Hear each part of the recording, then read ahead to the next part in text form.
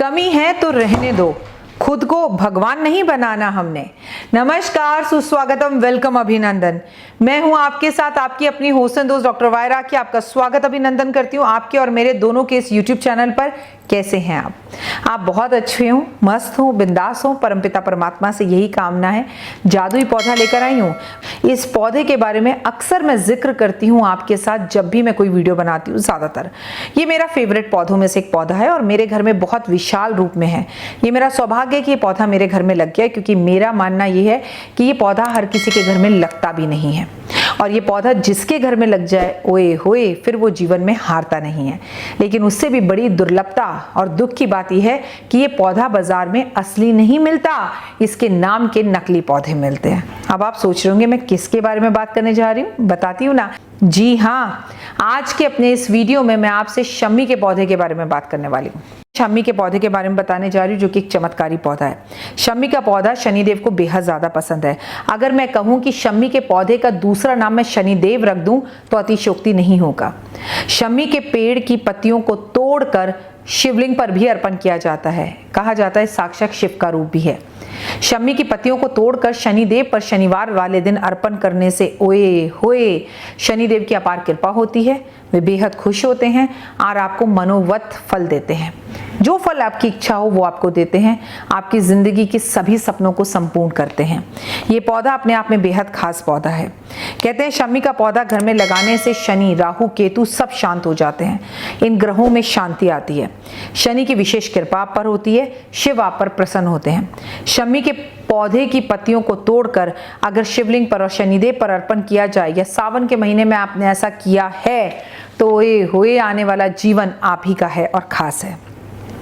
शम्मी की पौधे की पत्तियां शिवलिंग पर जब अर्पण करें और ओम नमः शिवाय का जाप करें तो जिन लोगों का तलाक भी होने वाला हो वो तलाक भी छूट जाता है और भगवान की असीम कृपा होती है। जिन्हें नौकरी ना मिल रही हो वो भी सोमवार के सोमवार शम्मी के पौधे की पत्तियां तोड़कर शिवलिंग पर अर्पण कर भगवान शिव से आप जॉब मांगे, नौकरी मांगे, व्यापार मांगे, पैसा मांगे, आपको जरूर मिलेगा।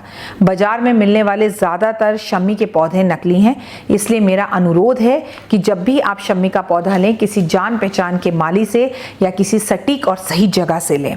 नकली पौधे की पूजा आपको बर्बाद भी कर सकती है। यदि आपको अपने घर में शम्मी का पौधा लगाना है तो उसके कुछ नियम हैं। सबसे पहला नियम यह है कि जब आप अपने घर से बाहर निकले तो शम्मी का पौधा आपके दाएं तरफ होना चाहिए। दूसरा, इसे शानकोन में रख सकते हैं। तीसरा, नियमित रूप से इसके ऊपर सरसों के तेल का दिया जलाना चाहिए। और शम्मी के पौधे में एक भी दिन ऐसा नहीं है जब आप दिया नहीं जला सकते। वास्तु दोष दूर करता है, घर की नकारात्मक ऊर्जा को खत्म करता है, घर में पॉजिटिविटी लेकर आता है। अगर किसी शत्रु ने आपको तंग कर रखा और शत्रु से आपको छुटकारा चाहिए तो आपको शम्मी के पौधे की पूजा नियमित रूप से करनी चाहिए। शत्रु आपसे खुद माफी मांगेगा और आपके घर लौट कर आएगा।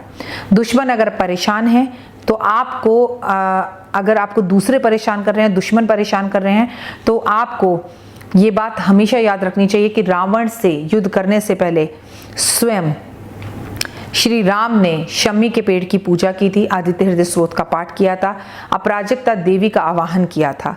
इसलिए अगर अपने शत्रुओं से बहुत नाराज हैं आप, परेशान हैं आप और चाहते हैं शत्रुता खत्म हो जाए, मिट जाए, दोस्त हो जाए या वो अपनी शत्रुता भूलकर अपने घर रहे, तो आपको ये उपाय करने चाहिए।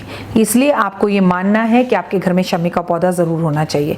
शम्मी का पौधा अपनी बालकनी में रखने की जगह पर घर के बाहर रखे तो अच्छा है, क्योंकि शम्मी के पौधे में कांटे भी होते हैं और कांटेदार पौधा घर में नहीं रखते।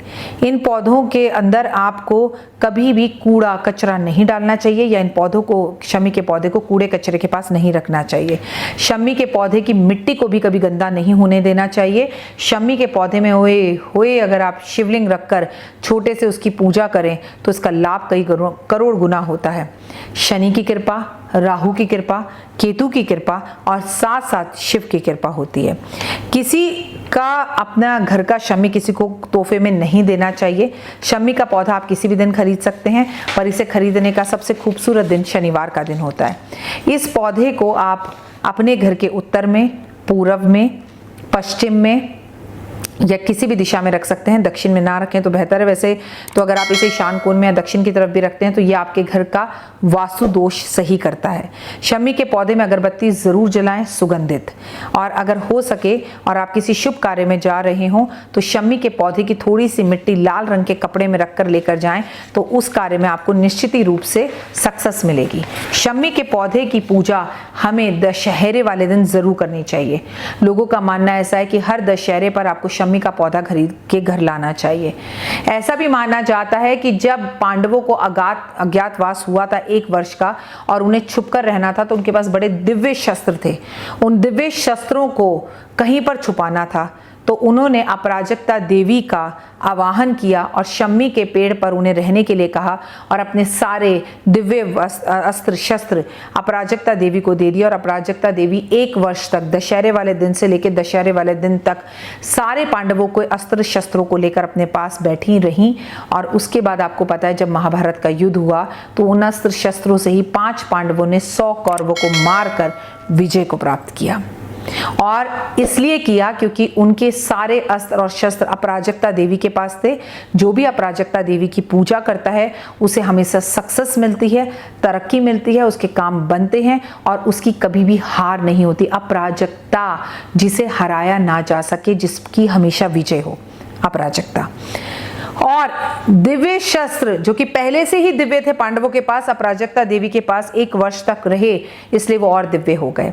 वो दिन दशहरे का था जब उन्होंने अपने अस्त्र शस्त्र दिए थे अपराजिता देवी को, और जिस दिन लिए थे वो भी दिन दशहरे का था। इसीलिए दशहरे पर शस्त्रों की पूजा की जाती है। इसके पीछे की भी मान्यता है।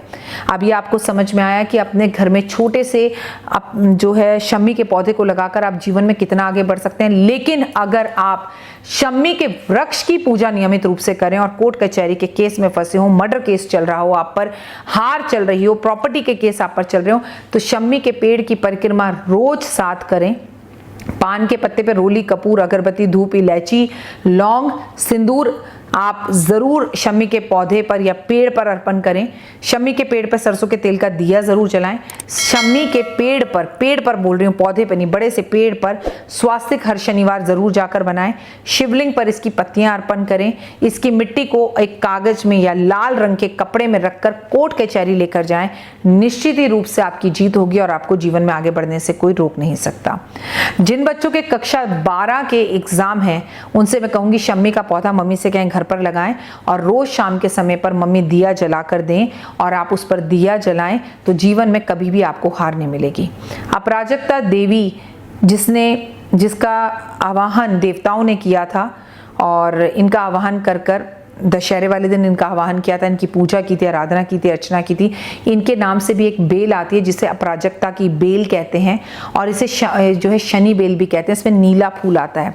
जो लोग अपने घर में दशहरे वाले दिन अपराजिता की बेल लगाते हैं और शमी का पौधा लगाकर दोनों की संयुक्त रूप से पूजा करते हैं, ओए होए, वही लोग हैं जो मिट्टी को भी छू दें तो सोना हो जाएगी। कई बार कई हीरो हीरोइंस को आप देखते हैं ना, अरे इसकी हर पिक्चर हिट हो जाती है, ये तो सुपरस्टार है, इसे तो कभी डाउन होते नहीं देखा।